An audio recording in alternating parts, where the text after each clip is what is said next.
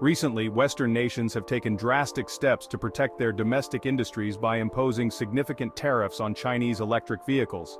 These actions, intended to shield local businesses, have ignited a trade war, with China responding swiftly and aggressively.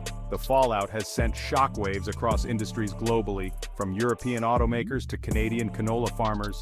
Today we explore the far-reaching consequences of these decisions and how opportunistic players like Russia are stepping in to take advantage of the situation.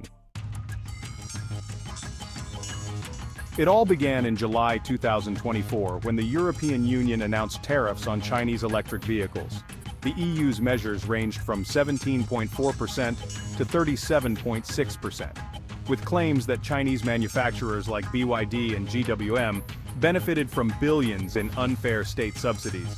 The European Commission argued these subsidies distorted competition, giving Chinese companies an edge by allowing them to sell EVs in Europe 20% cheaper than European-made models. The justification seemed clear: the European auto market was struggling, with EV sales declining by 4%, while China's market grew by 33%. Fears mounted that if left unchecked, Chinese EVs could dominate European roads, potentially capturing 15% of the market by 2025. But these tariffs weren't implemented in isolation. The United States, under President Biden, went even further, imposing a 100% tariff on Chinese EVs and other tech products like semiconductors and solar panels. Canada quickly followed suit, applying its own 100% tariff on Chinese EVs and, later, tariffs on Chinese steel and aluminum. While these tariffs were intended to protect Western industries, they sparked a dangerous backlash from China, setting the stage for a broader economic conflict. China's response to these Western tariffs was swift and strategic. Beijing announced investigations into unfair trade practices, specifically targeting industries in the EU, US, and Canada. Among the first to feel the impact were Canadian canola farmers. China accused Canada of dumping cheap canola into its market, threatening to cut off a $5 billion industry.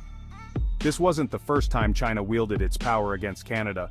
A similar ban in 2019 on canola imports lasted 3 years. As Ottawa aligned itself with Washington and Brussels in targeting Chinese EVs, Canadian farmers braced for the worst. But China's countermeasures weren't limited to agriculture. Beijing launched anti-subsidy investigations into EU dairy products, pork, liquor, and medical devices.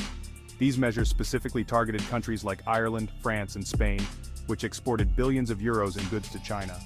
More notably, China hinted at the possibility of slapping tariffs on large-engine German luxury vehicles from companies like BMW and Mercedes-Benz. Given that around 30% of these companies' sales come from China, this threat sent shockwaves through the European auto industry. While the Western world was caught in a retaliatory trade war with China, Russia saw an opportunity. As China threatened to cut imports from the EU, Russian companies quickly stepped in to fill the gaps.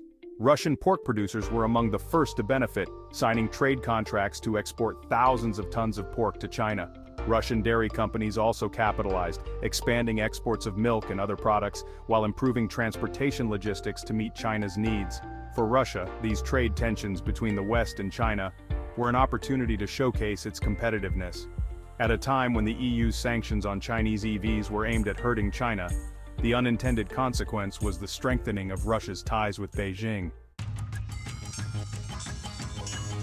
Beyond food and agriculture, the tariffs and countermeasures revealed deeper strategic vulnerabilities in Western supply chains. One significant move by China was its decision to impose export controls on antimony, a critical resource used in various industries from electronics and solar panels to military applications. China's dominance in the antimony market, controlling nearly half of global production, gave it tremendous leverage, especially over the United States, which had ceased domestic production of antimony in 2001. With 63% of U.S. antimony imports coming from China, the potential impact on American manufacturing and military readiness was severe. Zhou Mi, a Chinese economic analyst, emphasized that export controls like these were consistent with international norms, yet the message was clear: China could and would disrupt global supply chains if provoked. For European automakers, the introduction of tariffs on Chinese EVs seemed like a protective measure, but many questioned whether the risks outweighed the benefits.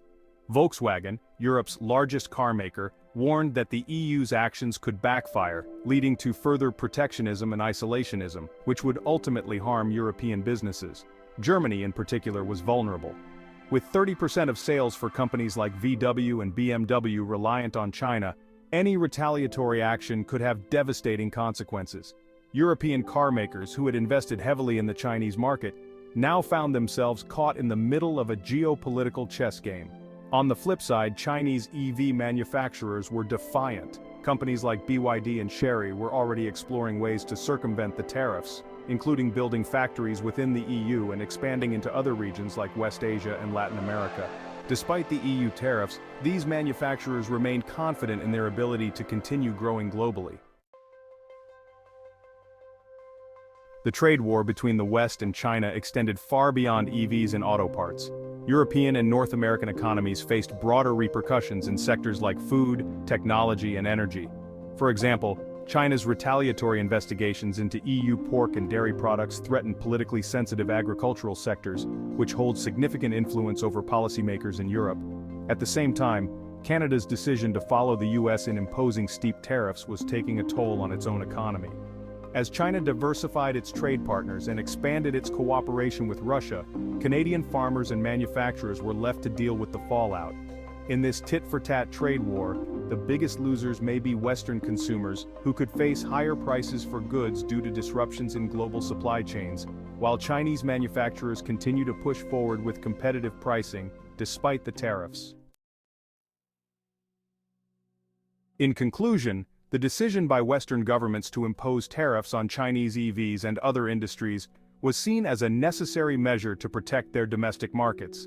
However, these actions have sparked a complex trade war with China, one that has exposed vulnerabilities in key industries across Europe and North America. As China retaliates with its own measures, and opportunistic players like Russia step in, the global economic landscape is undergoing a significant shift. The fallout from these tariffs has demonstrated that in today's interconnected global economy, no nation is insulated from the consequences of trade wars. Whether this standoff leads to further economic disruptions or an eventual resolution remains to be seen. That's all for today's video. Don't forget to like, subscribe, and comment below on what you think about these tariffs. Will the West prevail, or will China's countermeasures reshape global trade? Let us know your thoughts. Thanks for watching.